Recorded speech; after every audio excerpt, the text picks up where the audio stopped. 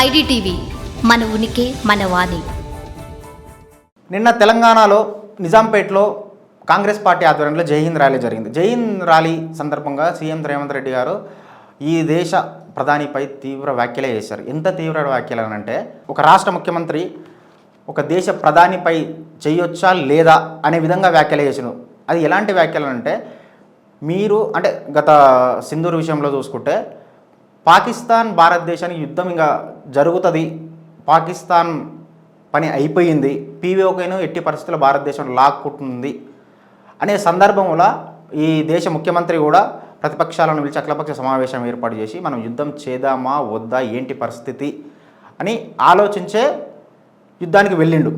కానీ యుద్ధానికి వెళ్ళిన సమయంలో ఒక 2-3 రోజుల తర్వాత యుద్ధాన్ని విరమింపజేసిండు.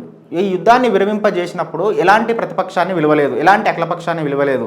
అసలు మీకు యుద్ధం చేసే దమ్ము ఉందా లేదా? మీరు ప్రతిపక్షాన్ని యుద్ధం చేసేటప్పుడు పిలిచినప్పుడు, అఖిలపక్షాన్ని పిలిచినప్పుడు యుద్ధం విరమించుకున్న సమయంలో ఎందుకు విలువరు?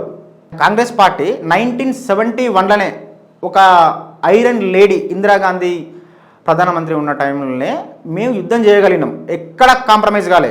అంటే పాకిస్తాన్ యుద్ధం చేస్తున్న సమయంలో పాకిస్తాన్ తోటి పోరాడి బంగ్లాదేశ్ని విడిపించి బంగ్లాదేశ్కి స్వతంత్రాన్ని ఇప్పించగలిగినాం. అంత సత్తా మనకు ఆ టైంలో ఉన్నప్పుడు ఇంత టెక్నాలజీ ఉంది, ఇంత వ్యవస్థ ఉంది, ఇంత కథ ఉంది. ఇప్పుడు మీరు యుద్ధం వెనకపోవడం ఏంది? అంటే దీని వెనక లాలూచి ఏంది?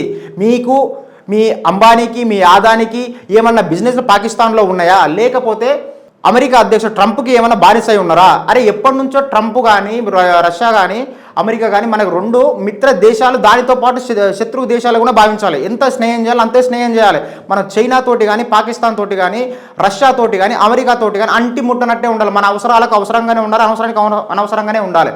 ఎందుకంటే ఇదే విధానాలు నీకు అమెరికా అవలంబిస్తుంది, చైనా అవలంబిస్తుంది, రష్యా అవలంబిస్తుంది.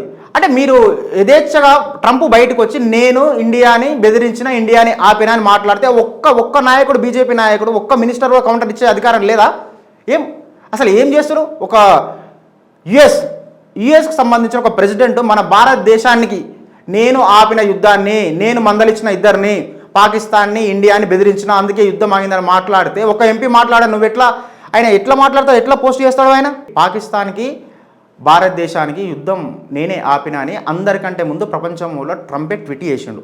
భారతదేశం ఎక్కడ అధికారికంగా ప్రకటించలే.